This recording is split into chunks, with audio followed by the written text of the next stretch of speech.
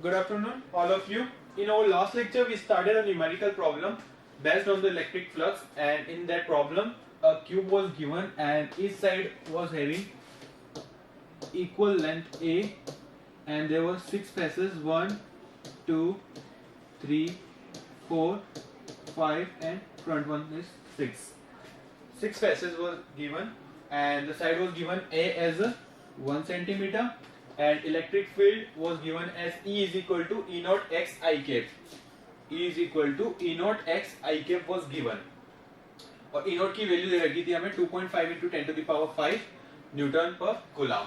आप चाहो तो इसकी कोई और वैल्यू लेकर के भी सॉल्व कर सकते हैं. आप घर पे इस वाले एग्जांपल को 0.25 न्यूटन पर कूलम लेकर के भी ट्राई कर सकते हैं, या फिर कोई भी वैल्यू ले लीजिए 5 into 10 to the power 6 Newton पर कूलम.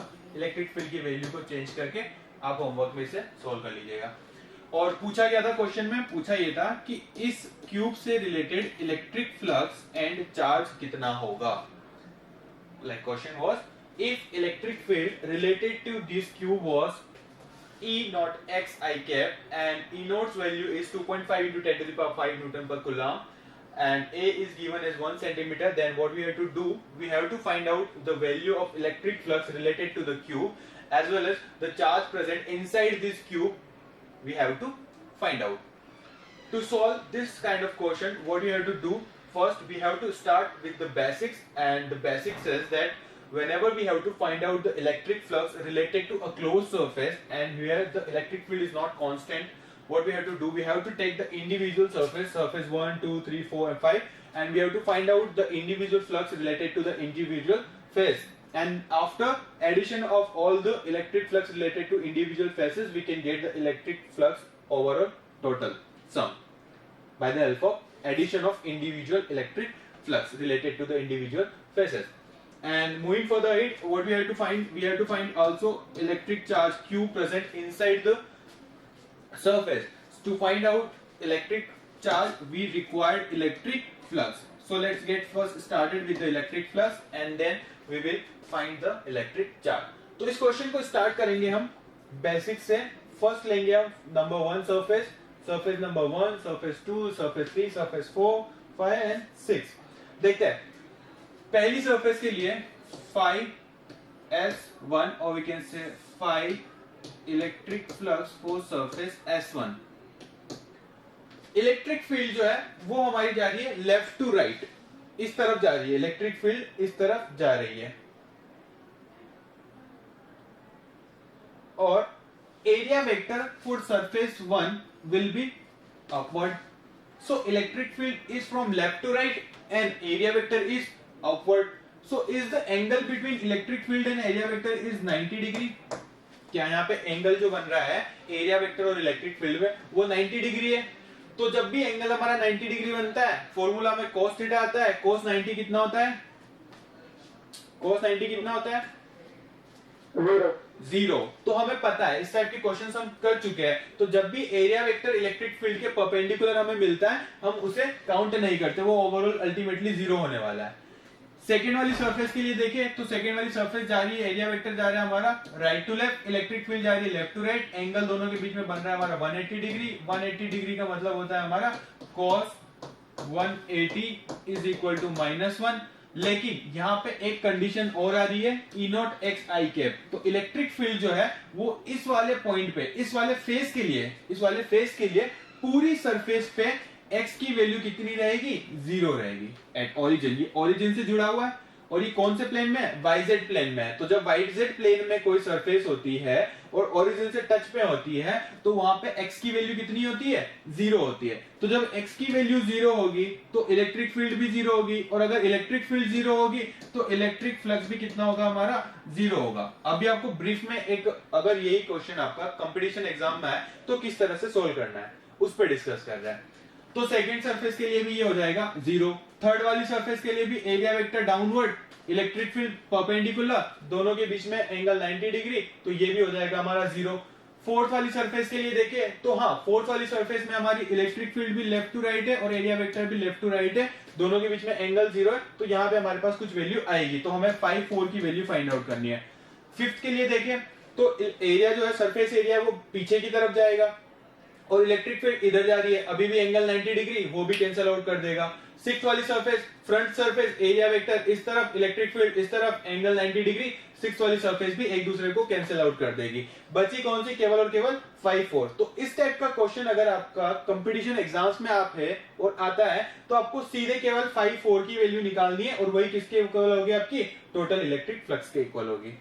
लेकिन अभी हमें देना है बोर्ड का एग्जाम, और बोर्ड के एग्जाम में अगर इस टाइप का क्वेश्चन आता है तो वहां पे ये वाली स्ट्रेटेजी काम नहीं लेनी। वहां पे आपको इंडिविजुअल सरफेस का निकाल करके बताना पड़ेगा कि क्यों जीरो हो रहा है या क्यों उसकी वैल्यू हम नेग्लेक्ट करेंगे। तो बात करते हैं बोर्ड पैटर्न की। शुरू करते हैं बोर्ड पैटर्न के बेसिस पे सॉल्व करना। फर्स्ट वाली सरफेस लेते हैं ES1। ES1 के लिए अगर हम बात करें इलेक्ट्रिक फ्लक्स का फॉर्मूला तो वो होगा E डॉट ए।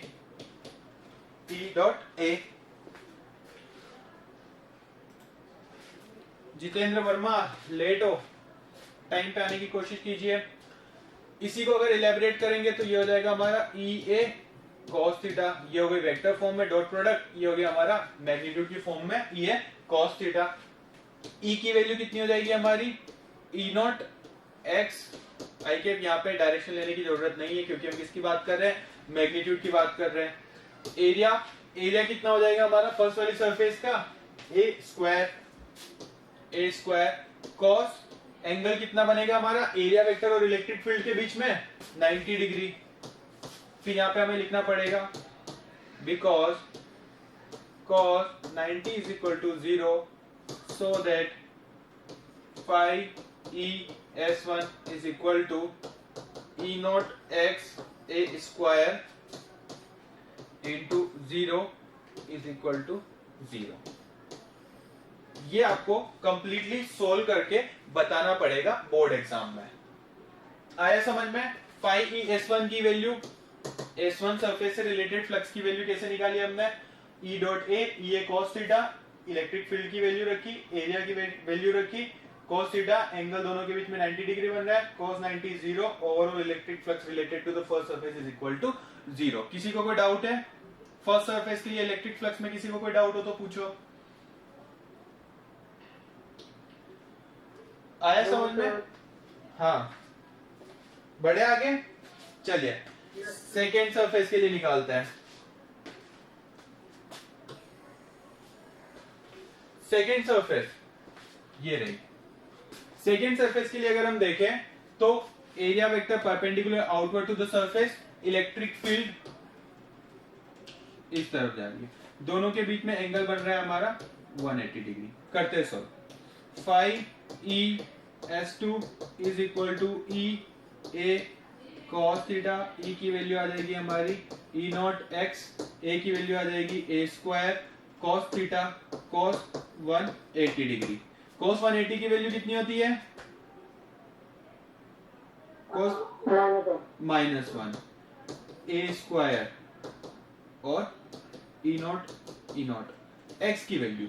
देखिए इस वाली सरफेस जो है ये सरफेस ओरिजिन पे टच पे है, ओरिजिन के टच पे है, और ये किस प्लेन में है? YZ प्लेन में है। तो जब कोई सरफेस YZ प्लेन में होती है और स्टार्ट उसकी ओरिजिन से हो तो ओरिजिन पे YZ प्लेन में x की वैल्यू 0 होती है।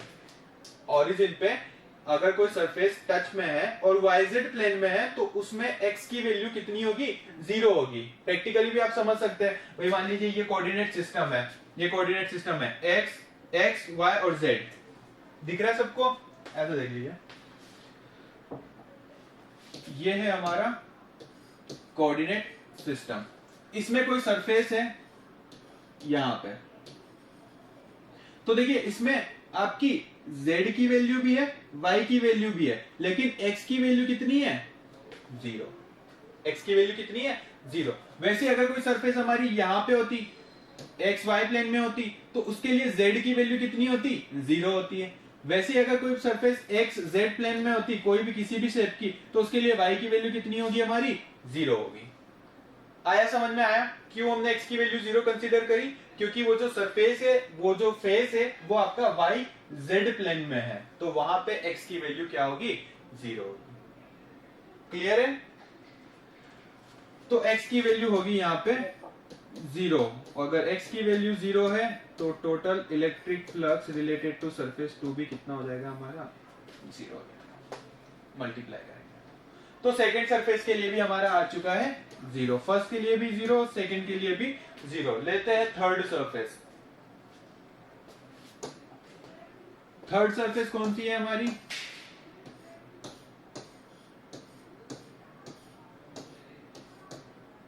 First, second and third. Third surface के लिए area vector perpendicular downward, electric field आ रही है हमारी लेफ्ट टू राइट, दोनों के बीच में एंगल बन रहा है 90 डिग्री। तो E फाई E S 3 की वैल्यू हो जाएगी E A cos theta, E की वैल्यू है E नॉट X, A की वैल्यू है A स्क्वायर, cos थीटा की वैल्यू है 90 degree, E naught X A square cos 90 zero. तो ओवरऑल ये वाली क्वांटिटी भी क्या हो जाएगी हमारी, zero. So phi E S 3 is also equal to zero. Clear है? बढ़े आगे, सरफेस नंबर 4। सरफेस नंबर 4 के लिए बात करें तो यहां पे हमें थोड़ी सी मेहनत करनी पड़ेगी। यहां पे हम डायरेक्टली जीरो नहीं कर सकते।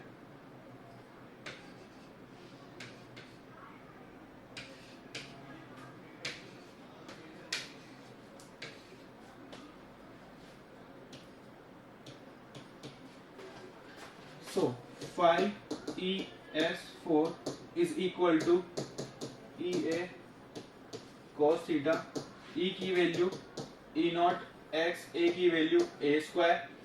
a की वैल्यू a स्क्वायर कहां से आई पता है सबको, एरिया जो है वो a स्क्वायर आया है। कैसे आया पता है सबको, बताइए कैसे आया, a की वैल्यू a स्क्वायर कैसे हो गई, बताइए बताइए बताइए।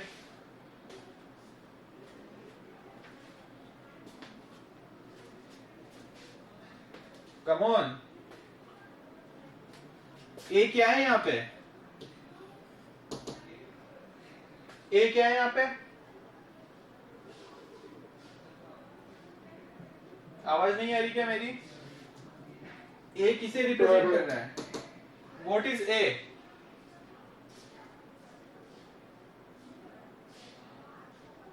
ए क्या है यहाँ पे, एरिया। किसका एरिया, हम किसकी बात कर रहे हैं, सरफेस फोर्थ सरफेस कौन सी है हमारी, ये वाली, और इस सरफेस की लेंथ इनटू विड्थ कितनी है, ये भी ए है ये भी ए है। स्क्वायर का एरिया क्या होता है, साइड का स्क्वायर, क्या यही हमारा साइड का स्क्वायर है, length into width A into A square, यही तो एरिया है। कौन यार, चलिए cos थीटा, अब एरिया वेक्टर हमारा जा रहा है left to right, electric field भी जा रही है हमारी लेफ्ट टू राइट, दोनों के बीच में एंगल कितना बनेगा, जीरो डिग्री। cos जीरो कितना होता है, 1। a की वैल्यू कितनी दे रखी है हमें क्वेश्चन में, क्वेश्चन में a की वैल्यू कितनी दे रखी है,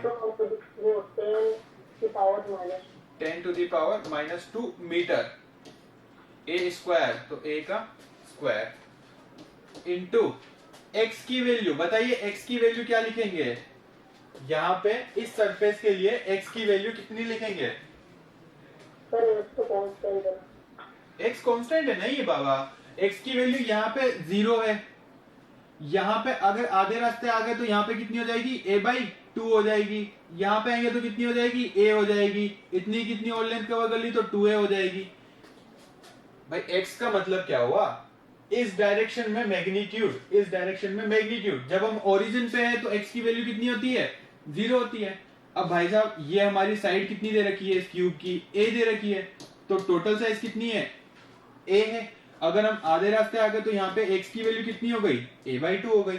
अभी हम कहां पे बात कर रहे हैं, इस वाली सरफेस की बात कर रहे हैं, और ये वाली सरफेस किस पॉइंट पे प्लेस्ड है हमारी, x एक्सिस पे, इस पॉइंट पे है, तो इस पॉइंट की ओरिजिन से टोटल डिस्टेंस कितनी हो जाएगी हमारी, a हो जाएगी। तो इस at this point x is equal to a,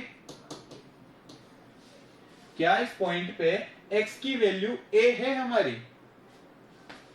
justify कर पा रहे हैं?